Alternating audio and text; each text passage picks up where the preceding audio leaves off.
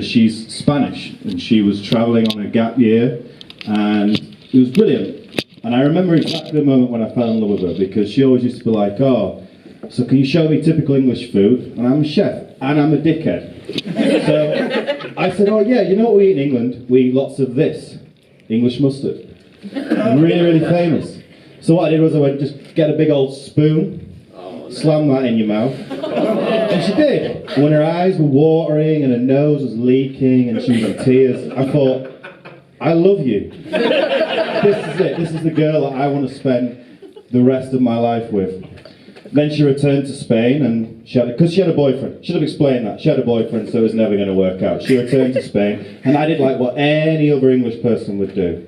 I stalked her on social media for 2 years.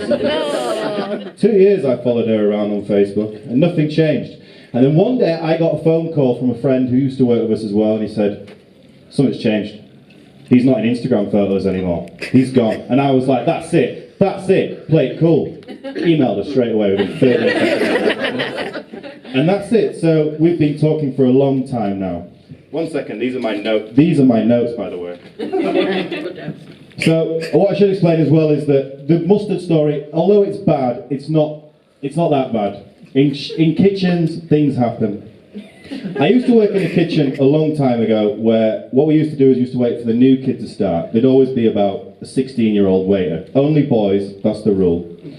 And what I used to do was, that's the rule, it's weird. I used to cling film my head up like a gimp, and I'd make like a hole, because I don't want to fixate myself, that would just be really weird. And we had these huge walk-in fridges where what we'd do is I'd say, I'm going to go and hide in the fridge in my cling film gimp mask and get the new boy, go get something, right? So my friend, the chef, would say, right, okay, you go do that. So what we do is, when this fridge door closes, the light goes on and off. So I'd hide behind the door and wait for the new boy to come in. And then the moment he came in, I'd shut the door, pull my pants down, and lie on the floor going, like that. And what we'd do is, we'd get all the waiting staff, some customers, whoever was free, and bring them to the fridge door. And we'd just open the door, and there'd be me in a cling film gimp mask, going like this, and this little boy just going, I don't know who he is, I don't know who he is. I don't know why I put that bit in the set, I just really like that bit. So yeah, I've been speaking to get my notes out, 1 sec. I writ them as well, which is always good. Checking a name. Checking a name, yeah. So I'm in a long distance relationship, that's right, because she's Spanish. Yeah, so we started going out in September. So a long distance relationship, I've never done that, which does work for me, because if you hang around with me a lot, you'll realise I'm just like a total piece of shit. So it's really nice because she only gets little sound bursts of me. But I'm also emotionally inept. I'll say that, really emotionally inept. So we had a massive argument because, you know, it was 12 o'clock over there and she hadn't said good morning. And I know she'd be on her phone. But the great way you get out of these arguments is you just go, that's English culture.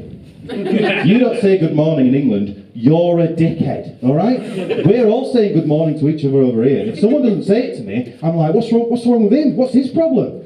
But over there, apparently, it's not very normal to not have to do that. So anyway, I accepted that isn't the normality. She stopped putting my notes away. Now look at it. Kim bollocks. Should have bought a notebook. Fucking, I can't read that at all. Oh, there we go. So the next one is she's coming over for Christmas, which is good, because she came over last time in September, but she stayed in a hotel. Because she's, you know, she's classy, whatever. Didn't trust me, that's absolutely fine. Completely realised that. But this time she's coming and she's going to stay in my flat. And it's Christmas, and I'm not a very traditional person. I don't do any of that shit, and my flat is barely habitable. That's a word. So, what I've done is I've gone through everything. So I rang my sister, I said, what do I do? And she said, well, just borrow my juicer. Because then I'll look normal. Stick a juicer in there, she comes in, I go, what's that? That's a juicer. Okay, I do juicy.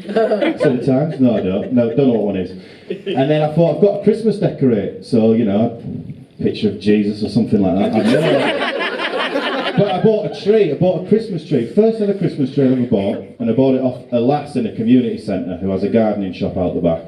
And it were tiny, like a miniature Christmas tree. And I thought, that's dead cute, that. Like, I've never seen a miniature Christmas tree before. And she was like, that's just a you do realise what that is, right? That's just a small tree at the moment. It's like, yeah, it's a miniature. I didn't know you could get them like that. She went, no, it'll grow into a full tree by Christmas. She was like, no, trees don't grow that fast.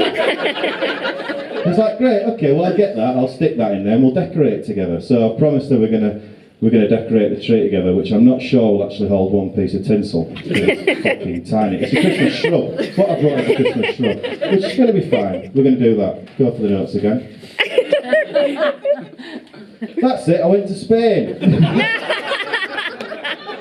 So I went to Spain. Because that's what you do. She came in. I went back over to Spain, and what I realised quite quickly was that I have to learn Spanish because I don't have a fucking clue what anyone's saying over there, including her.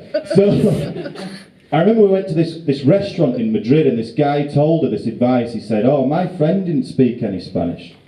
So what she did was she watched just TV without subtitles, and then eventually she picked the language up. And I said, what TV show is she watching? Like, there's only 6 parts on Netflix. Like, I don't think I'm going to learn a language if I turn the subs. So what she'd done is she'd watched over 100 hours of the Spanish equivalent of Coronation Street with no subtitles. And I said, I'm not going to do that, because that's fucking mental. I'm not going to sit there for 100 hours going, I haven't got a clue what's going on. I haven't got a clue. So the waiter said, I'm going to come over and prove this. So he just came over, and then he just spoke to me in Spanish. He just went, well, I don't know what he fucking said, because I don't speak Spanish. So he just kept doing that at me. And then when she tried to jump in, he went, no, don't help him. And I was like, oh, he spoke that bit in English, didn't he? And he was just looking at me, saying this thing over and over again. So I thought, right, panic. Just point at something on the menu and try and read it. So I just went, sobrasada. And he went, oh, see. And she looked at me. And it was the fucking mustard thing all over again. I had no idea what I'd ordered and what I had to put in my mouth, but I had to eat it. Thank you. Good night.